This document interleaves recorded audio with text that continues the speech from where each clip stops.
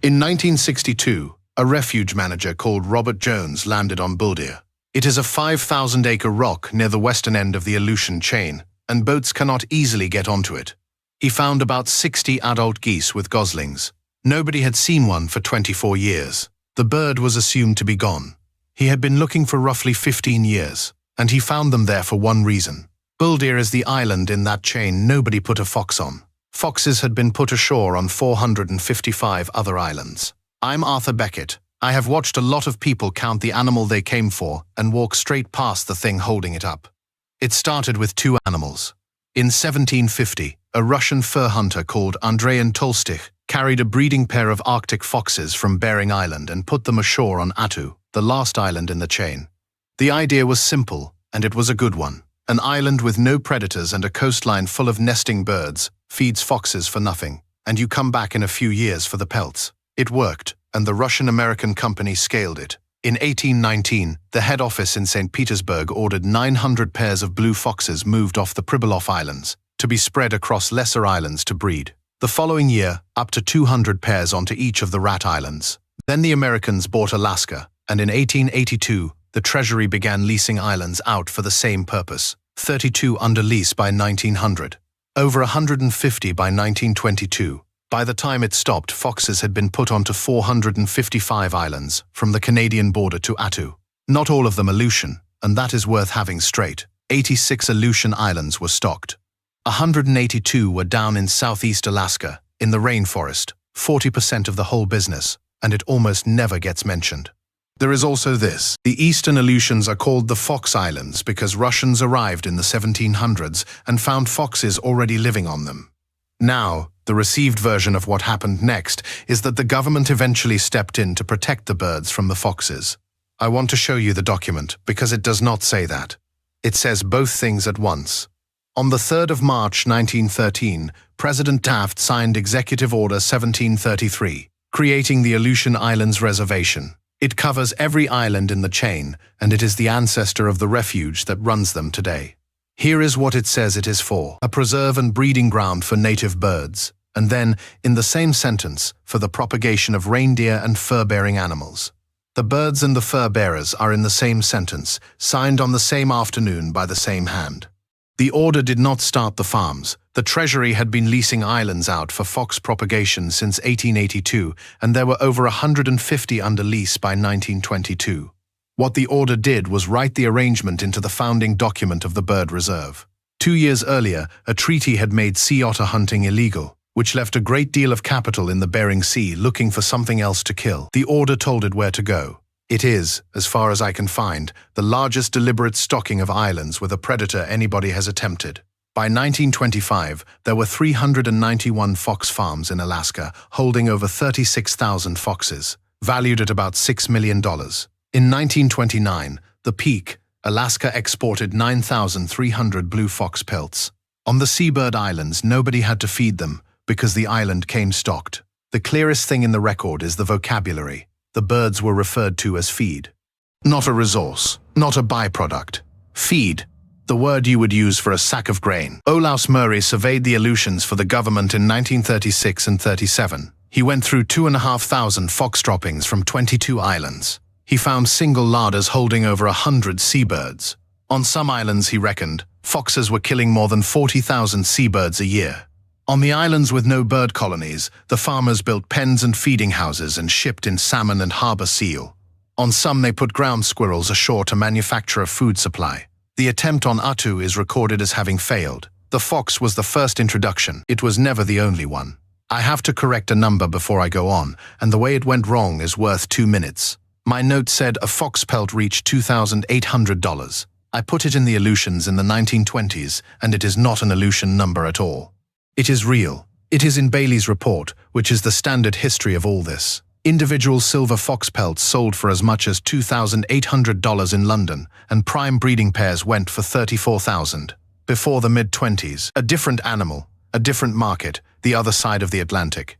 The Alaskan blue fox in the same paragraph is a much smaller creature commercially. Over $150 a pelt at the top of the Aleutian market. Skins elsewhere, up to $460 in the 1919 spike, against an average that year of $185. Alaskan prices ran from about $12.50 in 1903 to as high as $50 in 1921. So the number was right, and everything around it was wrong. That is the usual shape of it. A figure genuinely in the literature gets lifted out of its sentence, and the sentence was doing all the work. What ended it was not the war, and it was not any policy. It was the price. $108 in 1929, $65 in 1930, $32 in 1931. The farmers walked off and left the animals where they stood. Most of them had never been fenced. They did not escape. On the Seabird Islands there was nothing to escape from. They had been put there as livestock, over 180 years and 455 islands, and whatever was still alive was simply left. Everything that has been done since has been an attempt to put an animal back. The removal started in 1949 on Amchitka, and Robert Jones ran it. The method was poison. Compound 1080, strychnine and diphocinone, laid in bait. Over the next 20-odd years it cleared 7 islands, including Amchitka and Agatu. Then in 1972, an executive order prohibited those toxicants on federal land, and the method they had been using for 23 years was gone overnight. So they went back to walking, and the walking turned out to be better. 2-person teams, working from camps, February to September, each camp running a trap line of 20 to 26 miles of coastline. They did not get to Attu until 1999. Then they cleared it in a single season. 223,000 acres, 6 camps, over 2,400 trap devices, 360 foxes, 21 islands cleared by 1993, 36 by 2000, 45 by 2015, with 4 still holding foxes and no plan to go and get them. They have been taking foxes off these islands for 77 years. The American industry that put them there, from the first federal lease to the last profitable pelt, lasted 49. If this is the sort of thing you want more of, subscribe. I only make these when the record actually supports them. Clearing an island does not put a goose on it. Bull Deer turned out to hold 200 or 300 geese in all. There is a record of somebody trying to put foxes on it in 1924, and the standard history judges that record simply wrong. So in 1966 they started breeding them, at a research center in Maryland, from 8 birds descended from Jones's find. Over the next decade they produced more than 325 geese. In 1971, they released 75 of them on Amchitka, which by then had no foxes on it at all. Most of them left the island almost immediately. Eagles took some of the rest. None of them founded anything. The service's own wording is flat. Release of captive reared birds on fox-free islands was largely unsuccessful due to low survival rates. My reading of why is mine, not theirs. A goose hatched in Maryland has the body and the urge to go somewhere, and no route. A migration is not an instinct, it is a road learned from adults. So they stopped shooting them. The hunt was closed underneath the bird, one region at a time. The Alaskan Islands west of Unimak in 73, northwestern California in 75, coastal Oregon in 82, and a 13-acre rock off Crescent City was bought, because that is where they stop on the way north. The service is explicit about what that did. Initial population increases, it says, were likely in response to hunting closures in California and Oregon. And then the half I would have got backwards. A substantial increase in numbers was dependent on re-establishing geese on former nesting islands. That is the rung that did the heavy work. From 1974, they lifted whole wild family groups off bull deer during the molt, when the adults cannot fly, and put them down on islands the trappers had cleared. Agatu got them on and off for a decade. About 100 nesting birds by 1990, around 700 breeders by 95. Alade and Nizki got them from 81 and were nesting by 87. The captive birds went out alongside them into the 80s and were phased out rather than stopped. The proof came from 3,500 miles away. Birds were moved to Unasca and Skagul in 1994 and 95. In the winter of 97 and 98, 15 marked females from one island and 13 from the other turned up in California. Wild adults had carried the young down a road the captive birds never had. 790 birds in 1975, 6,300 by 1990, which is when it came off the endangered list and onto the threatened one. 37,000 by 2000. It was delisted altogether on the 20th of March 2001. Here is what nobody had been measuring. In 2005, a group led by Donald Kroll compared 18 Aleutian islands, 9 with foxes, 9 without, matched as closely as they could for size and position. The seabird density on the fox-free islands was almost 2 orders of magnitude higher. That much you would expect. This is the part that is not obvious. Guano deposition on the Fox-Free Islands ran at about 360 grams per square meter a year. On the Fox Islands, 5.7. Soil phosphorus on the Fox-Free Islands was more than 3 times higher. The nitrogen signature said the same thing everywhere they looked. In the soil, in the grasses, in the forbs, in the slugs, in the flies, in the spiders. On one set of islands, most of the nitrogen had come out of the sea. On the other, most of it had not. And the plants were different. Grass biomass about 3 times higher where the birds were. Woody dwarf shrubs about 10 times higher where they were not. So they fertilized a patch of a Fox Island and waited. 3 years later, the grass biomass had gone up 24-fold, and grass had gone from 22% of the plant matter in those plots to 96%. The seabirds were not simply living on those islands. Along the coast, they were paying for them.